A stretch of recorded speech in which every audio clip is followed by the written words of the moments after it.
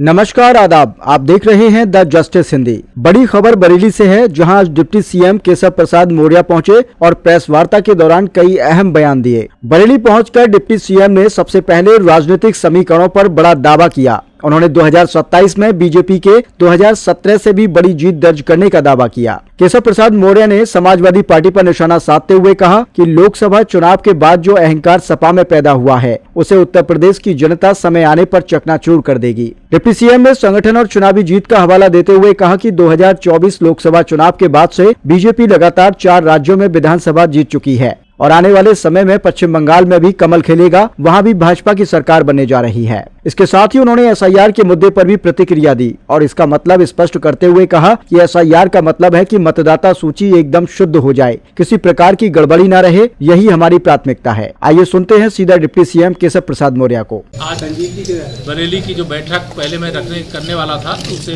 Postpone किया था क्योंकि कल माननीय मुख्यमंत्री जी का भी आगमन है और एक प्रकार की बैठक जो ना हो, इसलिए माननीय मुख्यमंत्री जी के आगमन से मतलब यहाँ एक उत्साह है और कल की बैठक महत्वपूर्ण होगी।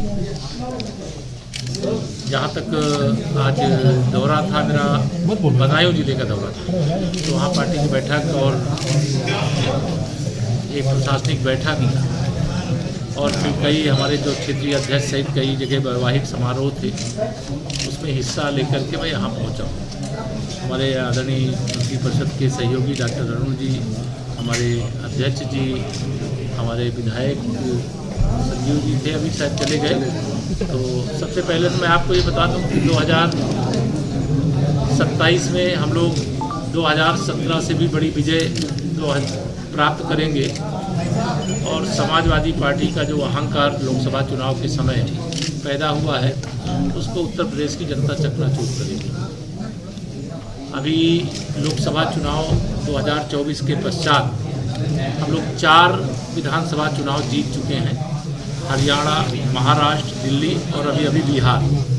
और आने वाले समय में पश्चिम बंगाल में भी कमल खिलेगा और वहाँ पर भी सरकार बनेगी और 27 में तो उत्तर प्रदेश में तीसरी बार प्रचंड बहुमत की सरकार बनना तय है। Samajwadi party, Congress party, TMC यह मतदाता सूची के शुद्धिकरण के अभियान से बौखलाए हुए, ये घुसपैठियों को अपना रिश्तेदार मान करके उनको बचाना चाहते हैं। जिन मतदाताओं का स्वर्गवास हो गया, उनको मतदाता सूची में रख करके उनके नाम पर फर्जी वोट डालने की मंशा रखते हैं। बूथ लूट करके ये विधानसभा जीतना चाहते हैं, सरकार बनाना चाहते हैं, लेकिन अब ये मंशा पूरी नहीं होगी, ऐसा हम सब लोग विश्वास रखते, भरोसा रखते हैं। अभी देश की संसद में कोई कौन है, वंदे मातरम की 150वीं वर्षगांठ होने पर एक बहुत सारगर्भित चर्चा होनी थी, इसमें विपक्ष का रुख रहा, चाहे कांग्रेस हो चाहे समाजवादी पार्टी हो। इनको वंदे मातरम जिस गान के कारण से, जिस महामंत्र के कारण से अंग्रेजों की पराधीनता से देश को मुक्ति मिली, जिस महामंत्र का जाप करते हुए हमें विश्वास है विकसित भारत बनेगा, विकसित उत्तर प्रदेश बनेगा, उससे इनको परहेज होता है क्योंकि इनको अपने वोट बैंक की चिंता रहती है। इसलिए यह जो सार्थक चर्चा हुई, इसका मैं स्वागत करता हूँ। अखिलेश यादव ने कहा है कि वंदे भारत सिर्फ गाने के लिए नहीं, निभाने के लिए, वंदे मातरम सिर्फ गाने के लिए नहीं, निभाने के लिए।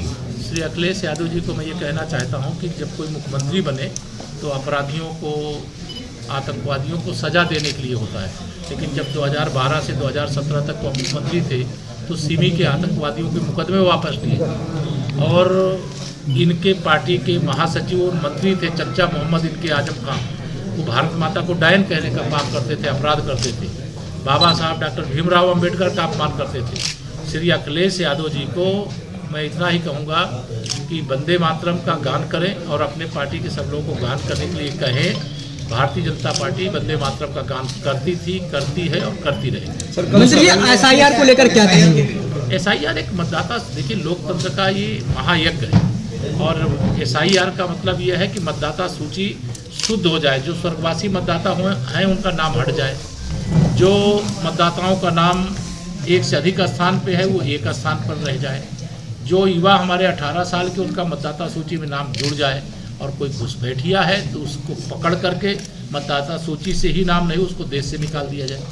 विपक्ष कह रहा है कि जो एसआईआर के बहाने जो बीजेपी के विरोधी वोट हैं वो वोट काटे जा रहे हैं। विपक्ष के लोग आरोप लगा रहे हैं कि एसआईआर के बहाने जो है जो बीजेपी के विरोध के लोगों बीजेपी का को काम नहीं है, ये तो भारतीय जनता पार्टी सहित सभी राजनीतिक दलों का काम है।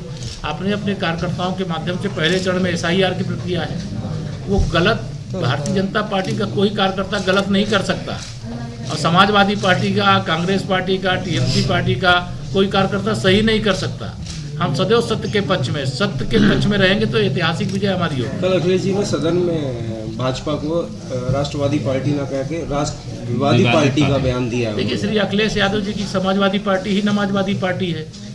जब अभी बिहार के चुनाव के बाद ये लाल टोपी वाले आपको बरेली में दिखाई नहीं दे रहे होंगे, पहले बहुत उछलने कूदने लगे थे, तो ये उछल कूद करते हैं, लेकिन इनको उनकी हैसियत में लाने का काम ये सोचे थे कि इनके रिश्तेदार तेजस्वी यादव बिहार के मुख्यमंत्री बन जाएंगे, लेकिन बिहार में गए कि हम अवध में हराए हैं, मगध में हराएंगे, लेकिन मगध भी हार गए, अभी अवध और यूपी भी हारेंगे और सैफई जाएंगे। मंत्री जी, अखिलेश यादव ने चुनाव बैलेट पेपर से लड़ की है, क्या कहेंगे? ये तो सदन में चर्चा चल रही है बैलेट पेपर से। वो तो ईवीएम से जब चुनाव हुए थे तब मुख्यमंत्री बने थे, तो उस समय मुख्यमंत्री पद से इस्तीफा दे देना चाहिए। अभी जो लोकसभा में उनके सदस्य जीत करके गए हैं वो ईवीएम से जीत करके गए हैं। अगर ईवीएम गलत इस्तीफा दे करके कहें बैलेट पेपर से हमारी सीटों पर चुनाव करा दीजिए।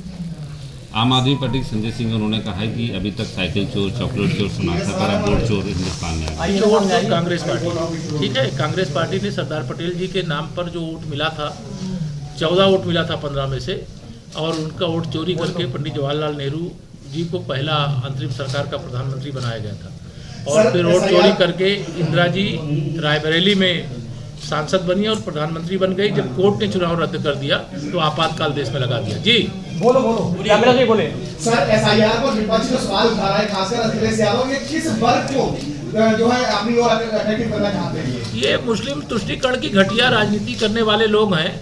इनके राजनीति का सूर्य अस्त होने वाला है, सब सैफई जाने वाले हैं। परिवारवाद की राजनीति का अंत इस देश ने शुरू कर दिया है, और आने वाले समय में परिवारवाद नहीं, जो सबकी सेवा करेंगे वो राजनीति में रहेंगे। जो शोषण करेंगे, जो जमीन कब्जा करेंगे, जो शराब माफिया, नकल माफिया, भू माफिया होंगे, वो सब राजनीति से विदा होकर के जहां उनको जाना चाहिए वहां जाएंगे।